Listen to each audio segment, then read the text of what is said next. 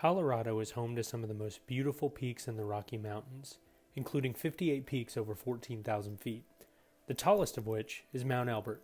So my dad and I packed up, made the trek from Illinois to Colorado to take on the challenge of climbing it.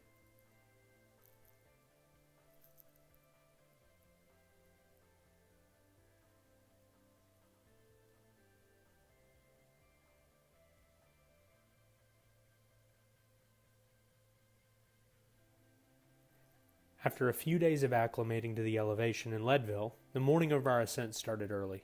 Coffee was a must. Thankfully, spirits were bright, and we were ready for whatever the day might bring. So, we packed up, loaded our gear into the car, and hit the road. Mount Elbert's northern trailhead is just a short drive from Leadville. The parking lot was surprisingly full, and the overall excitement in the parking lot had both of us ready to get rolling.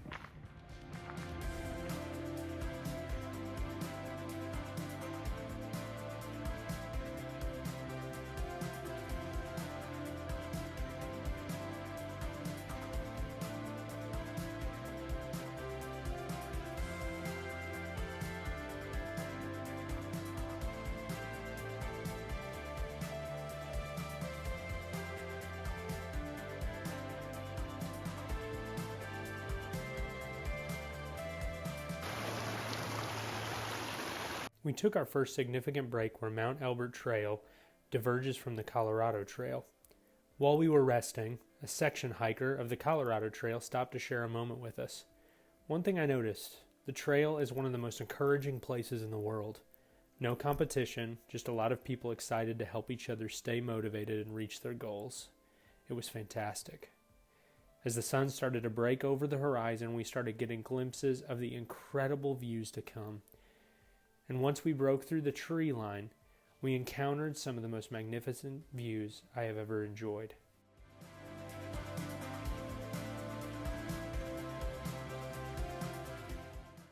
Right here you can see the first false summit.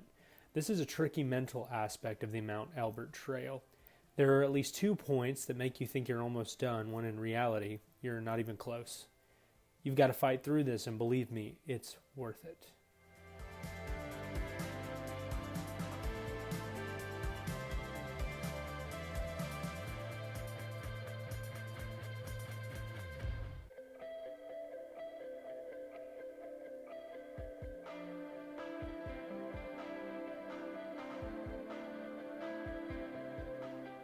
As we neared the second false summit, my dad and I took one of our last breaks together before our different paces caused us to split up on the trail. But sitting on the side of that mountain, enjoying this view with my dad, I got one of the favorite memories of my life.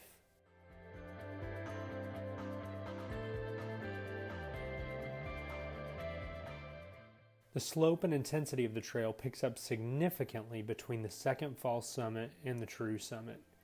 While this is considered a moderate hike, the rocks do get much looser and require a little more intentional footing. This is especially true on the way down.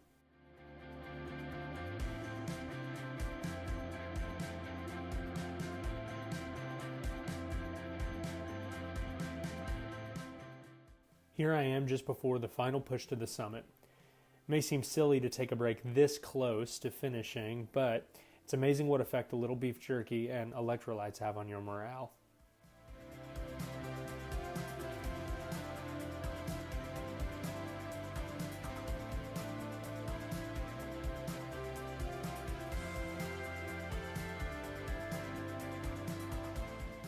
This summit was, to that point, one of the hardest treks of my life, but the incredible feeling of accomplishment and the views were totally worth it.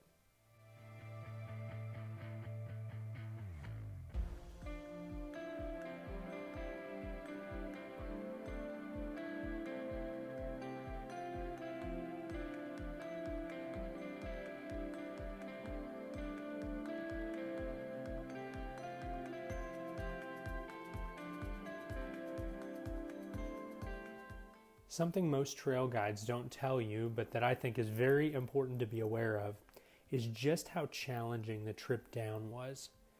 While the trip up was tiring, the trek down is much tougher on your knees, so as you prepare, make sure you're getting your body used to descending at a steep grade as well. On the trek home, I got hailed on, rained on, and that made it seem like even more of an adventure. It wasn't discouraging at all. It actually made it really fun. Part of the lesson I came to realize on the trail is that life is not primarily for thinking, but rather for living. I can't encourage you enough to stop dreaming, to get out there and do some of the things you've been dreaming about. While it may not be what you expected, it will be good. Happy trails, my friends. Thanks for watching.